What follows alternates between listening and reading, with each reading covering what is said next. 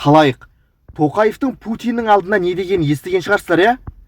Бұл бүкіл әлемнің назарын өзіне аударған үлкен тарихи оқиға болды десек болады. Себебі Омбыдағы кездесу бұл тек Ресей мен Қазақстанның арасындағы кездесу емес, бұл Украинаның мәселесін талқылаған келіссөзге айналған сияқты. Себебі Тоқаев халықтың алдында Путинге мынадай мәлімдеме жасады. Алдымен Тоқаевтың не айтқанын оқып берейін сіздерге, содан кейін тақырып тарқатып айтатын боламыз. Өзіңізге мәлім, мен әуел бастан мұның мемлекет аралық қақтығыс екенін айтқанмын. Бұл қандай да бір азаматтық соғыс емес. Біз Украин халқына, оның мәдениеті мен тіліне әрдайым құрметпен қараймыз. Аталған қақтығыстың көпшілік үшін, соның ішінде біз үшін түсініксіз тұстары көп. Білуімше, сіз Аляскадағы Анкориджде өткен кездесуде дипломатиялық тұрғыдан барынша икемділік таныттыңыз. Осы орайда өз пікірімді білдіргім келеді, өйткені маған да өтініштер айтылады. Меніңше, қақтығысты уақытша тоқтатып, 2-0 Стамбул формуласына оралған дұрыс. Себебі аталған келіссөз барысында айтарлықтай нәтижеге қол жеткізілген еді. Содан кейін алпауыт елдердің, соның ішінде Ресейдің кепілдігі арқылы көптен күткен бейбітшілікке қадам басуға болады. Қазақстан бұл мәселеде сырт қалатын ел емес, алайда қаншама мәрте ұсыныстар мен үндеулер айтылғанына қарамастан, мен бұл қақтығыста арағайын болудан үзілді-кесілді бас тартамын.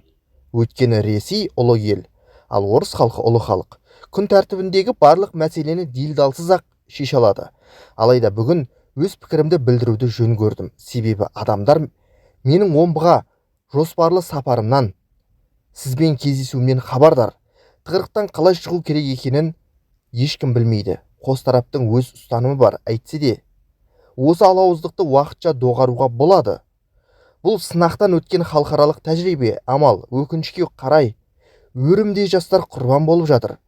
Олар бауырлас Ресей мен Украина халықтарының келешегі, сондықтан мұның бәрін тоқтату керек. Өйткені менің ойымша, қазіргі болып жатқан жағдай Ресей мен Украина мемлекеттерінің дұшпандарына ғана тиімді, деді Тоқаев. Қалай көрдіңіздер ма? Осы сөздерде Тоқаев дипломатиялық түрде тігісін жатқыза отырып, әдемі сөйлеп, айтады ғой қазақта, қиыннан сөз, қиядан жол таба отырып, бірнеше мәселені ашып берді. Бұның біріншісін айтайық.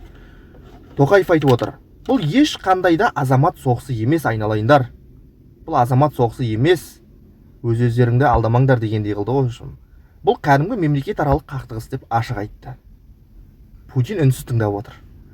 Бұл мемлекет аралық қақтығыс деді. Одан кейін айтты, Стамбул келісіміне қайтып оралайық. Мына соғысты тоқтатайық деді. Бейбіт келісім жасайық деді. Және бір қызығы, Тоқаев мен делдал болудан түбегейлі бас тартамын деп отыр. Ол орталарында арағайындық жасап жүруге жүргім келіп тұрған жоқ. Менің ұстанымым бар. Мен араларында арағайын болмаймын, делдал болмаймын деп отыр. Мен бұдан бас тартамын деп отыр. Және осы кезде әдемілеп тұрып бір Путиннің арқасына көпшікті қойып отырып, дипломатиялық түрде сыпайы ғана жауап берді. Ресей ұлы ел, орыс халқы ұлы халық, өз мәселесін өздері шешіп ала алады деді. Әдемі сөз ғой, былай қарап тұрсаң, сыпайы түрде ешкімді ренжіткен жоқ. Өз мәселелерін олар өздері шешіп алады. Және соңында айтқан мына бір сөз бар. Бұл болып жатқан Ресей-Украина шайқасы, қаншама адамды қырып жатқан шайқас, тек Ресей мен Украинаның дұшпандарына ғана тиімді деді. Көрдіңіздер ма? Путин үнсіз тыңдап отыр келіссөзі. Видеосын көрген шығарсыздар, иә? Негізінде дипломатия дейтін өте бір нәзік істердің, ғылымдардың бірі ғой. Ол негізі тұнып тұрған ғылым, бұл жерде дипломатия.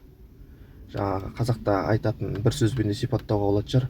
Өгізді де өлтірмей, арбаны да сындырмай алып өтуің керексің.